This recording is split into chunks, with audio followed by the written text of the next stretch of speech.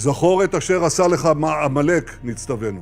אנו זוכרים ואנו נלחמים. Israeli Prime Minister Benjamin Netanyahu urged the soldiers to remember what Amalek has done to you. The genocidal invocation to Amalek was anything but idle. Mari kita menyelami sejarah yang misterius. Di tengah perang modern yang disaksikan miliaran manusia hari ini, nama bangsa itu tiba-tiba kembali disebut oleh para pemimpin dunia. Sebuah kaum misterius bernama Amalek. Kaum yang konon telah lenyap ribuan tahun lalu. Kaum yang disebut-sebut sebagai musuh abadi Bani Israel. Dan yang lebih mengejutkan lagi, ada yang meyakini bahwa perang yang terjadi hari ini sebenarnya bukan sekedar konflik politik atau perebutan wilayah, melainkan kelanjutan dari perang kuno yang telah berlangsung selama lebih dari 3000 tahun. Musuh yang sangat ganas, sebuah teror yang hingga hari ini masih menghantui salah satu pihak tersebut. Apa hubungan tokoh ini dan kaumnya dengan perang yang sedang terjadi saat ini? Mengapa semua orang membicarakan bangsa ini? Secara khusus, mengapa bangsa Amalek kembali muncul dari sejarah kuno mereka untuk mendominasi berita-berita utama saat itu? Dan apa yang dimaksud Benjamin Netanyahu ketika ia melontarkan pernyataan yang menggemparkan itu? Dan benarkah, seperti yang dikatakan sebagian orang, bahwa sejarah selalu terulang? Bagaimana dan mengapa? Banyak pertanyaan dan detail menarik yang akan kita temukan malam ini dalam perjalanan kita menelusuri sejarah kuno untuk mengenal bangsa Amalek, teror abadi bagi orang-orang Yahudi. Jadi, tarik nafas dalam-dalam dan bismillah, mari kita mulai.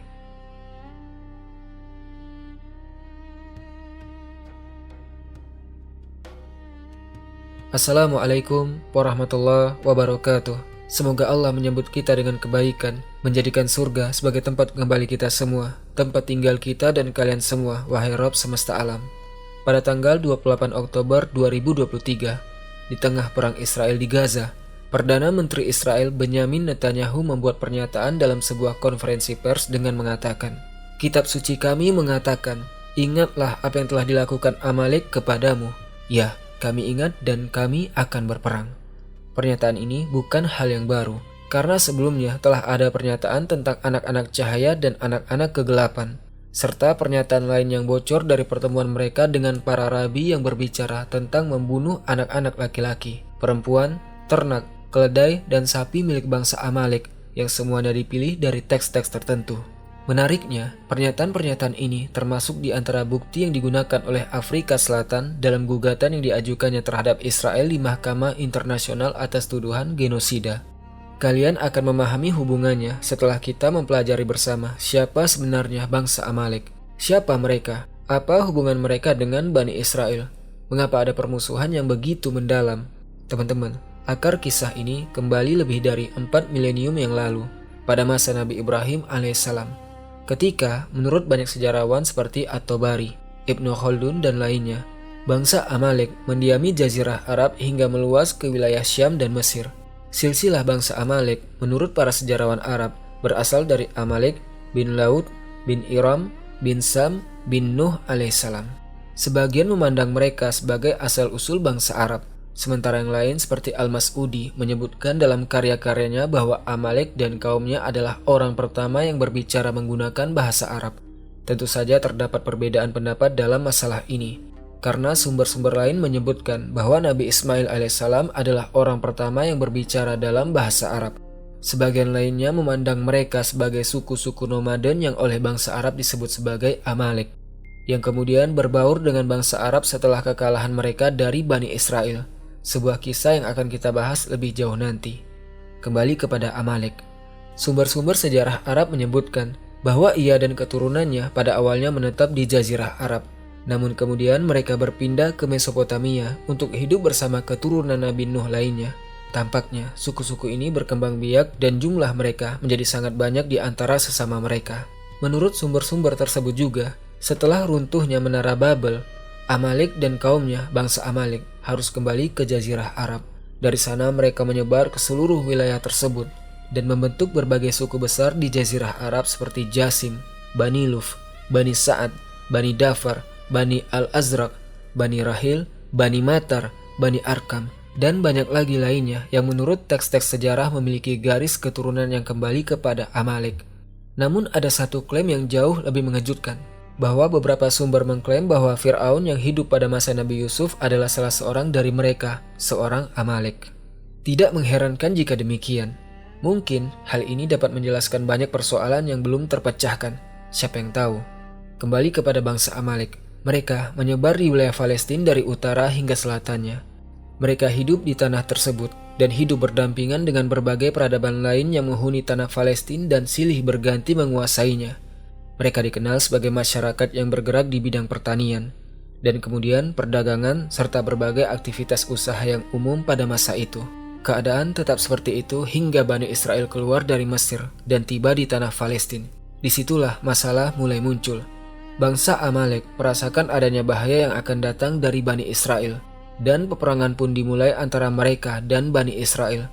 Terutama ketika Bani Israel mulai menyerang bangsa Amalek untuk merebut harta benda mereka. Sementara itu, Taurat dan Perjanjian Lama menyebutkan bahwa bangsa Amalek lah yang menyerang Bani Israel. Sehingga menurut Alkitab, mereka menjadi musuh abadi bangsa Yahudi. Tentu saja untuk merendahkan bangsa Amalek dan sejarah mereka. Taurat perlu menjelaskan asal-usul keturunan bangsa Amalek. Karena itu, Taurat menyebut silsilah Amalek, leluhur bangsa Amalek Arab. Namun dengan cara yang unik yang hanya ditemukan dalam Taurat. Riwayat Midrash yang merupakan salah satu penafsiran paling terkenal terhadap Taurat. Ia menyatakan bahwa kakek Amalek yang bernama Elifas pernah menjalin hubungan terlarang dengan istri seseorang, dan dari hubungan itu lahirlah seseorang putri bernama Timnah. Menurut riwayat yang sama, Elifas tidak berhenti sampai di situ. Ia kemudian menjalin hubungan sedarah dengan putrinya sendiri yang akhirnya melahirkan Amalek. Jadi, seluruh kisahnya berkisar pada perzinahan dan hubungan sedarah yang menghasilkan kelahiran salah satu tokoh besar tersebut, yaitu Amalek. Tapi teman-teman, tunggu sebentar. Bukankah ini mengingatkan kalian pada raksasa lain? Seorang raksasa yang lahir akibat tindakan perzinahan pertama dalam sejarah penciptaan. Ya, dia adalah Auj bin Unuk. Banyak sumber menyebut nama tokoh kontroversial ini. Seorang keturunan Nabi Adam alaihissalam. Raksasa paling terkenal dalam sejarah. Sumber-sumber sejarah yang menyebutkan tokoh ini dan mengakui keberadaannya menceritakan peperangannya melawan Bani Israel, serta teror yang ditimbulkannya bagi mereka. Dikisahkan bahwa Auj biasa berburu paus dan memanggangnya di bawah sinar matahari, yang menunjukkan betapa luar biasanya ukuran tubuhnya. Selain itu, ia juga disebut berhasil selamat dari banjir besar tanpa menaiki bahtera, karena menurut riwayat-riwayat kuno, air bah hanya sampai lututnya Auj. Sumber-sumber juga menyebutkan bahwa Auj dan kaumnya menjadi alasan mengapa Bani Israel menolak memerangi orang-orang perkasa atau kaum tiran sebagaimana mereka menyebutnya. Pada akhirnya Auj terbunuh di tangan Nabi Musa alaihissalam. Riwayat-riwayat Taurat menceritakan banyak peperangan antara bangsa Amalek dan Bani Israel. Namun, pertempuran yang paling terkenal, yang sering dibanggakan dan disebut-sebut oleh orang Yahudi setiap kali bangsa Amalek dibicarakan, adalah pertempuran Refidim. Kisahnya menyebutkan bahwa Bani Israel berada di suatu tempat bernama Refidim. Ketika bangsa Amalek melancarkan serangan terhadap mereka, mereka membunuh sejumlah besar orang dari Bani Israel, dan hanya sebagian kecil yang berhasil selamat. Kemudian Bani Israel kembali, mengumpulkan sisa-sisa pasukan mereka yang tercerai-berai di bawah kepemimpinan Yusha bin Nun, lalu mengalahkan bangsa Amalek dengan kemenangan sebagian tanpa mampu memusnahkan mereka sepenuhnya. Apakah kalian memperhatikan kemiripan antara pertempuran itu dan pertempuran yang terjadi saat ini? Setelah kekalahan mereka, bangsa Amalek menyebar ke seluruh jazirah Arab dan berbaur dengan berbagai penduduknya. Sebagaimana telah disebutkan sebelumnya, sebagian dari mereka tetap tinggal di wilayah Syam termasuk Palestina. Namun mereka terus menjadi sumber ketakutan di hati Bani Israel. Dan pemusnahan keturunan mereka tetap menjadi impian yang menghantui keturunan Bani Israel selama berabad-abad. Karena itu tidak mengherankan jika Netanyahu mengutip bagian dari Taurat yang menyebut bangsa Amalek. Dan tidak mengherankan pula jika Netanyahu serta pejabat-pejabat lain dari negara pendudukan berulang kali menyebut permusuhan panjang antara mereka dan bangsa Amalek yang telah berlangsung selama 30 abad.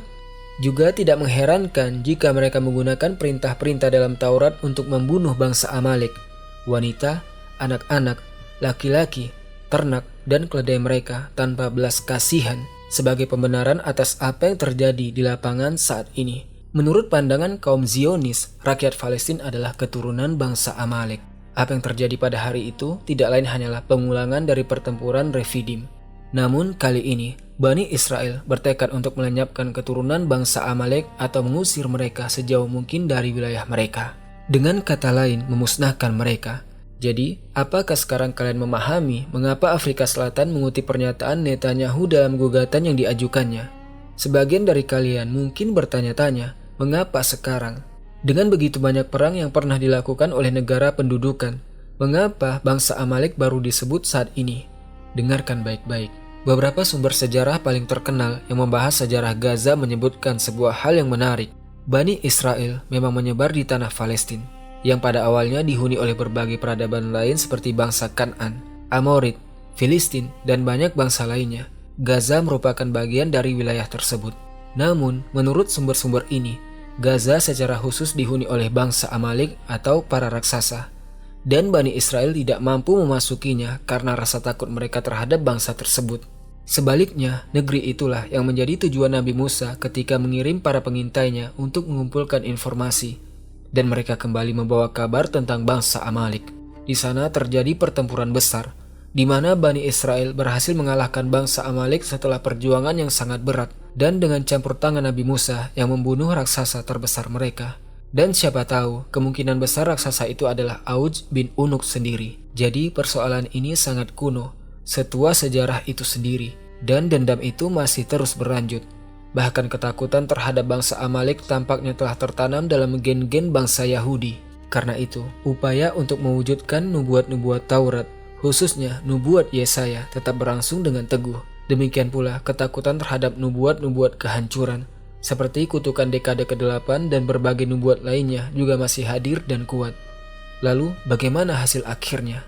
Itu adalah pertanyaan yang masih menggantung, menunggu jalannya peristiwa dan perkembangannya. Sebagaimana kita menunggu untuk melihat bagaimana pertempuran bangsa Amalek di era ini akan berakhir. Sampai di sini, teman-teman, berakhirlah pembahasan kita tentang bangsa Amalek, musuh abadi Bani Israel. Meskipun pembahasan tentang mereka, nubuat-nubuat Taurat dan isi kandungannya memerlukan banyak episode tersendiri. Tujuan episode ini hanyalah untuk menyoroti salah satu aspek dari perang ini, yaitu aspek agama dan sejarah, yang kini tidak lagi tersembunyi dari siapapun. Bangsa Amalek, raksasa itu, pernah ada. Tidak ada perdebatan mengenai hal tersebut. Namun, apakah Auj bin Unuk termasuk salah satu dari mereka? Pertanyaan itu akan terus menjadi bahan perdebatan dan misteri bagi generasi masa lalu maupun masa depan. Sebagaimana telah kami sebutkan sebelumnya, kebenaran mengenai garis keturunan mereka berbeda-beda menurut masing-masing sejarawan dan masing-masing agama. Namun ada dua hal yang pasti. Pertama, hubungan bangsa Amalek dengan bangsa Arab, baik dalam pandangan yang menyatakan bahwa mereka adalah leluhur bangsa Arab maupun karena mereka berbaur dengan bangsa Arab setelah kekalahan mereka dari Bani Israel.